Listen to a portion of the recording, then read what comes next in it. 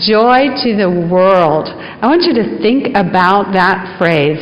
Joy to the world. Everybody in the world, all the boys and girls. What would that be like if everyone in the world had joy in their heart and carried it with them?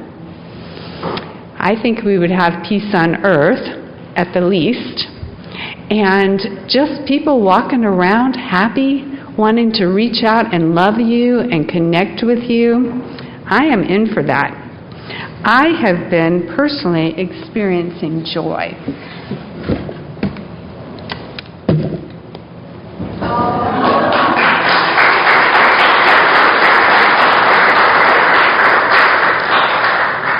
This is our baby Everett. And I have to tell you a story. When my oldest son, who is the father of this adorable grandchild, was 6 years old, his brother was born, and he said to me one day, "Hey, Mom, can I take Eric to school with me for show and tell?" And I asked the teacher, and she said, "Sure." So we brought him in, and Scott held him, and all the kids gathered around. And so I reminded him of that, and I said, "You know, tomorrow I'll be speaking at church. Can I take Everett for show and tell?" And you can see he's not here. The answer was no. He said, "Mom, I'm a new parent, and I'm too scared to bring him out into a crowd of people." And I started to laugh because I remember that time. And if you have children, you probably do too. The time in the very beginning when you think, I have to keep this baby alive. And so you get up in the middle of the night just to make sure they're still breathing, and you get up again and you say, okay, you put your hand on them, all of that. And they're going through that right now. So he's not coming for a while. What is coming is his energy, because I have gotten to babysit quite a bit and hold this little baby and absorb that life force that is so precious and wonderful, and it makes me feel joyful. So I'm here wanting to share my joy with you, and I would love to hear your joys as well. Because the truth is, there's so much joy in the world. It's everywhere if you look for it. I don't want you to miss it. The French novelist Colette said famously, "What a wonderful life I've had. I only wished I'd realized it sooner." Because there is a lot of gunk going on in the world, and we have to kind of wade through that to connect to our joy. Right now we've got the impeachment hearings going on. We've got the president twittering unkind comments to 16-year-old Greta Thunberg because she won the Person of the Year award in Time magazine. She's on the cover. And soon she's going to be awarded the Nobel Prize for Peace as well. When I found out that she got selected as Time's Person of the Year, I felt joy. Did you? I mean, it's amazing. 16 years old. Do you let it in what is right with the world? Because we can focus on all that other stuff. I know my parents are listening to the impeachment hearings all day, every day. They're very distressed. I said, turn off the TV. Don't watch that. And focus in on what's going right in the world. So, it's important for us to get in touch with our internal dialogue, what we're saying to ourselves. How much of your day or your life do you spend stuck in the gunk, ruminating about everything that's wrong with your partner or your boss or your job or the world or the president, all of it? How much time do you spend in that yuck? I had somebody tell me how they hated Christmas. I said, really? And she said, oh yeah, all those Christmas shoppers can't even get a parking place. Oh, okay. So the more we use our energy up on that stuff that doesn't matter, the more we don't have energy to absorb joy and see the sacredness that's going on. How much work is involved in putting up those Christmas lights, how much joy seeing little children thinking about Santa Claus is coming, and we miss it if we're focused on the wrong stuff, on the yuck, on the negative. Because really, if you're able to see the joy and able to see the magic in it, then good comes to you. To enjoy this Christmas season, well, every Christmas season, but this one in particular, I play a game with myself. I leave a roll of nickels on the windshield of the car that I find in the parking lot that's the oldest and most beat up. I leave them a little present.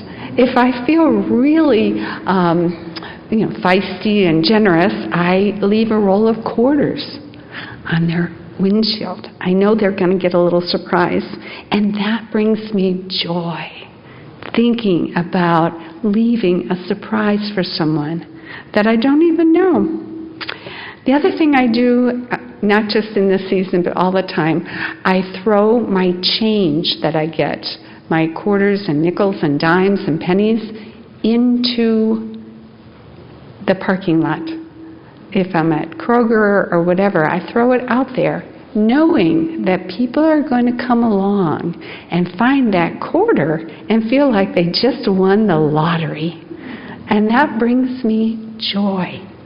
It's an easy thing to do, so I encourage you to take the habit up. It brings you joy.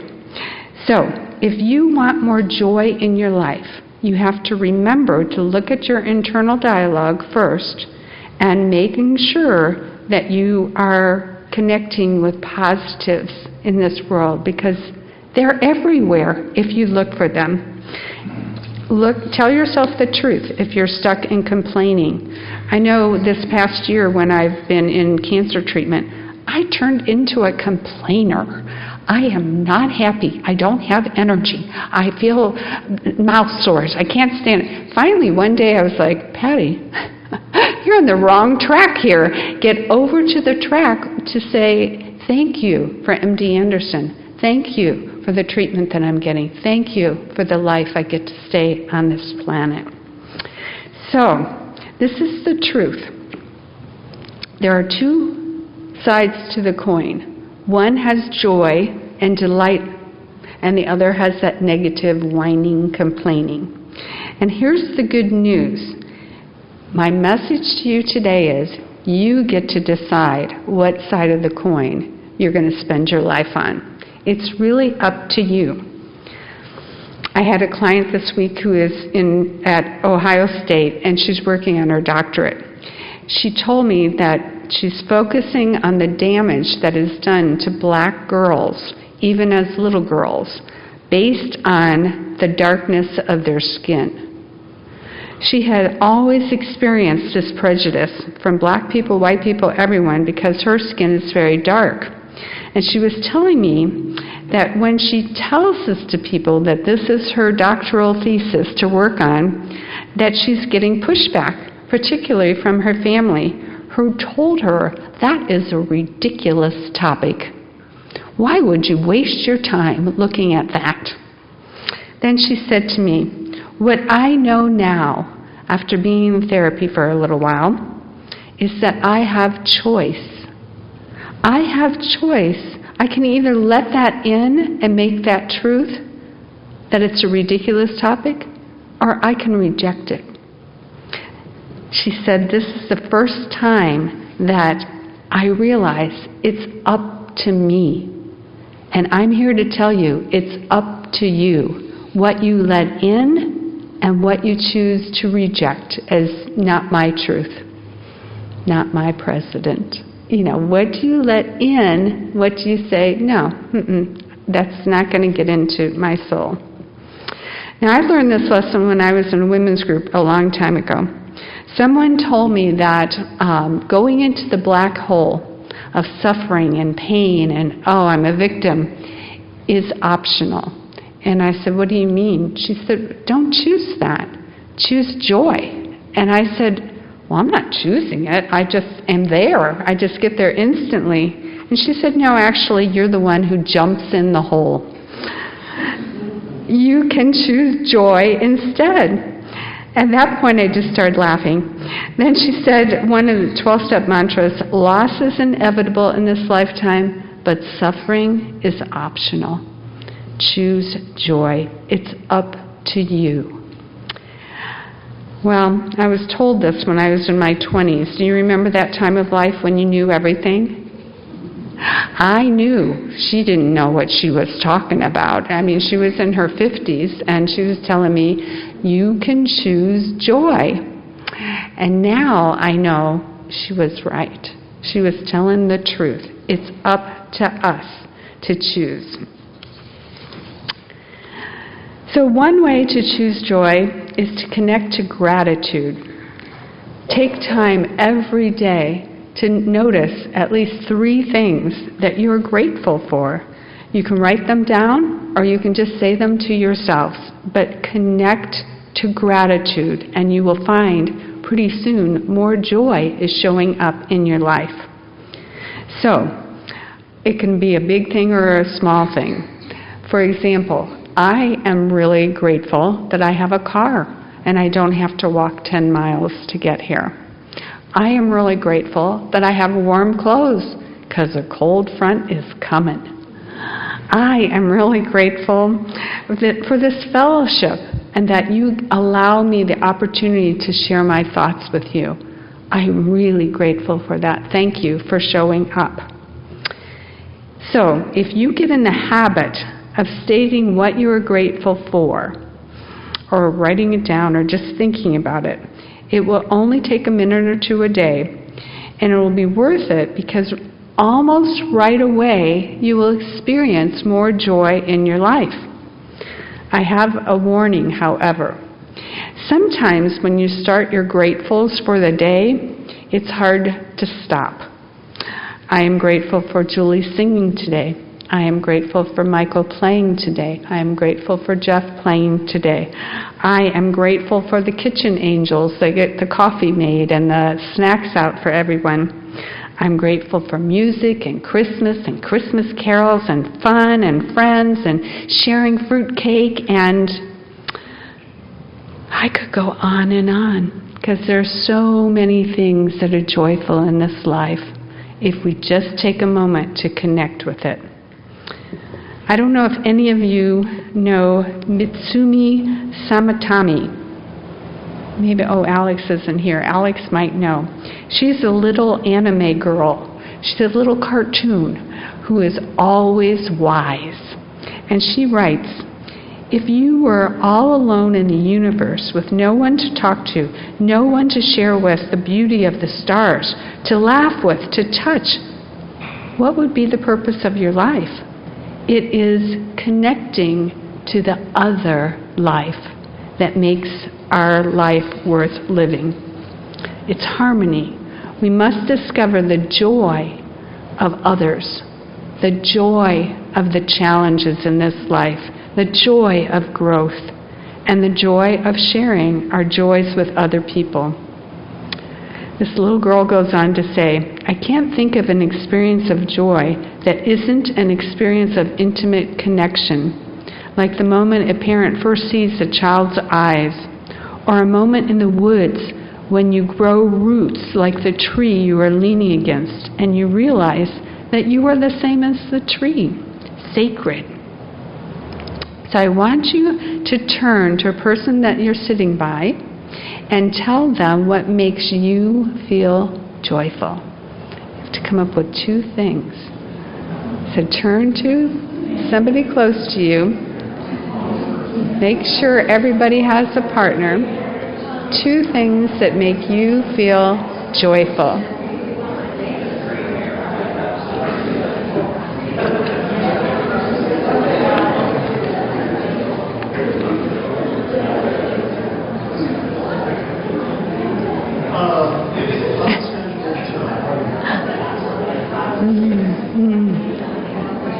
Okay.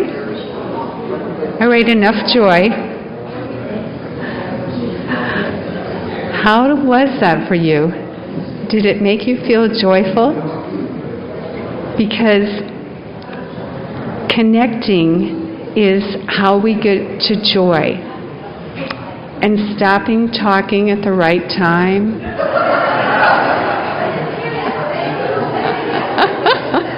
Oh, just that it's also joyful to stop talking when the speaker starts talking again, because there are some people back there still sharing joy.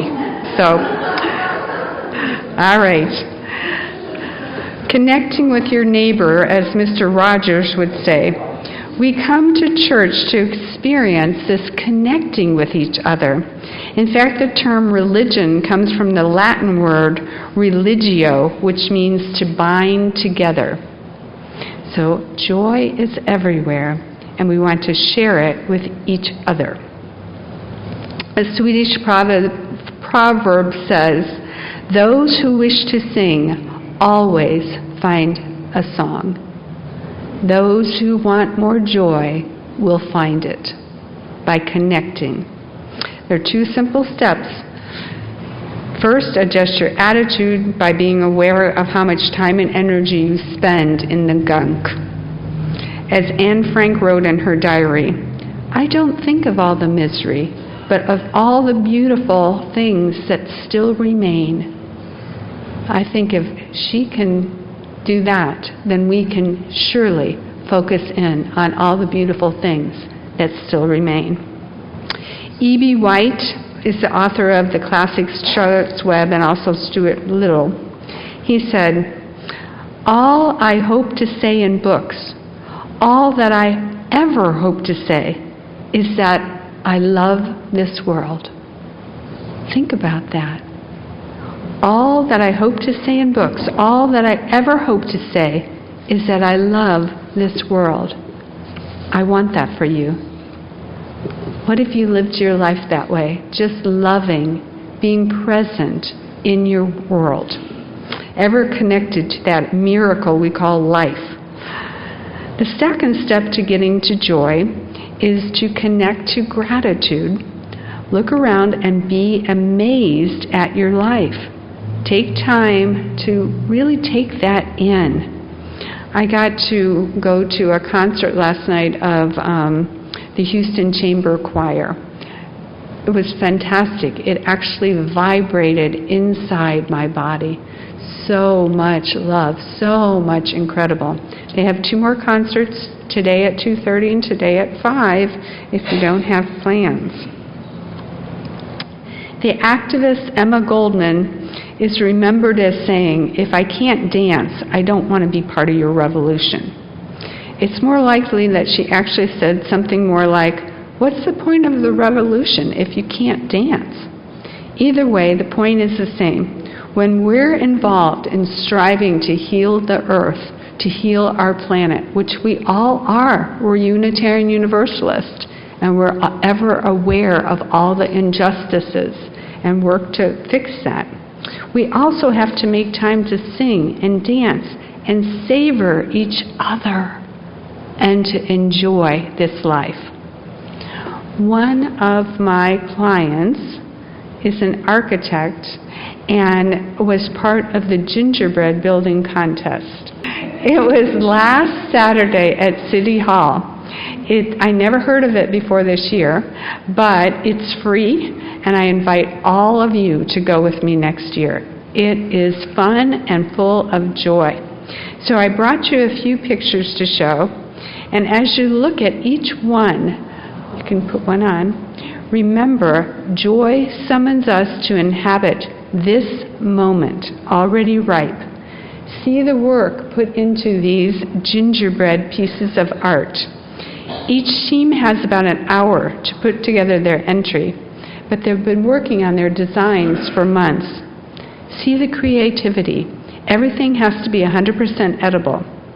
Feel the hope as you look at these, wanting to win the prize, the ribbon at the end.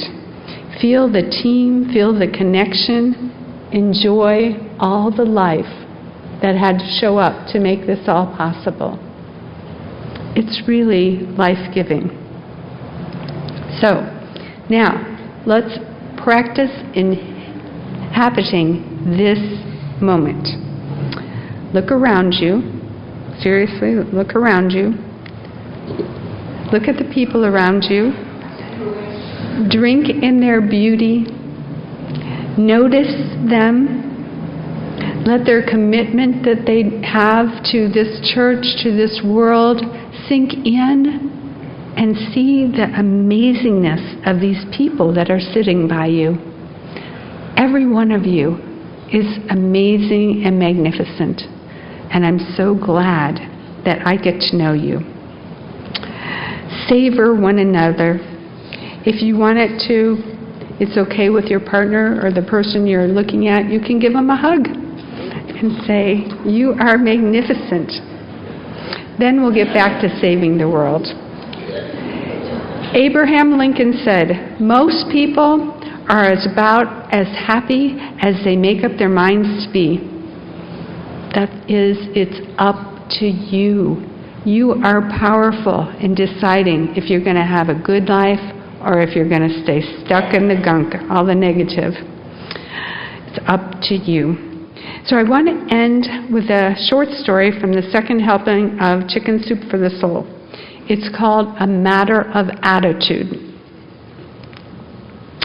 If you have ever gone through a toll booth, you know that your relationship with the person in the booth is not the most intimate you will ever have. It is one of life's frequent non-encounters. You hand over some money, you might get some change, then you drive off. Maybe you say, "Have a good day," as you drive away. I have been through every one of the 17 toll booths on the Oakland-San Francisco Bay Bridge on thousands of occasions and never had an exchange worth remembering until 1984. Late one morning in 1984, headed for lunch in San Francisco, I drove toward one of the booths. I heard loud music. It sounded like a party or a Michael Jackson concert. I looked around. There weren't any cars with their windows open. There weren't any sound trucks. I looked at the toll booth. Inside it, the man was dancing. I drove up. "What are you doing?" I said. "I'm having a party," he said. "What about all these other people?" I said as I looked over to the other booths. "Nothing moving there." "Oh, they're not invited." I had a dozen other questions that I wanted to ask this man, but somebody in a big hurry to get somewhere started punching his horn behind me, and so I drove off. But I made a note to myself, find this guy again. There's something in his eye that says there's magic in his toll booth. Months later, I did find him again, still with the loud music, still having a party. Again, I asked, "What are you doing?" He said, "I remember you from the last time. I'm still dancing. I'm having the same party." I said, "Look at all the rest of the people." He said, "Oh no, stop. What do these look like to you?" And he pointed down the row of toll booths. "Well, they look like toll booths to me." "Oh," he smacked his head, "you have no imagination." I said, "Okay, I give up. What do they look like to you?" "Vertical coffins." "What are you talking about?" "I can prove it to you," he said. "At 8:30 every morning, live people get into a toll booth. Then they die for 8 hours. At 4:30, like Lazarus rising from the dead, they reemerge and go home. But for 8 hours, their brain is on hold, dead on the job, going through the motions." I was amazed.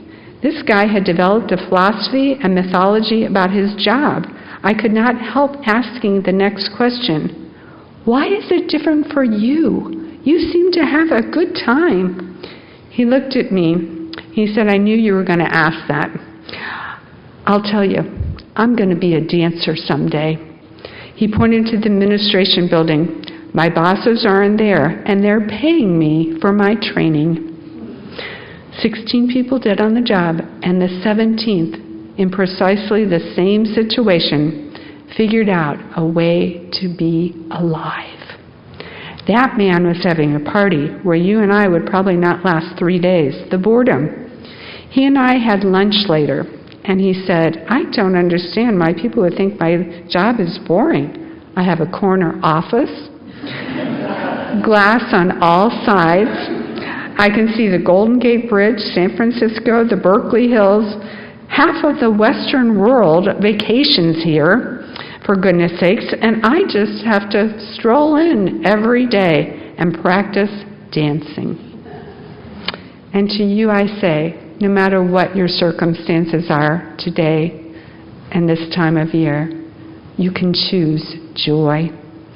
You can choose a way to live. Figure out a way to live, how to have a party as you walk through your life, listening to the music. I want that for you, to have a party as you're enjoying your life. Blessed be, and amen.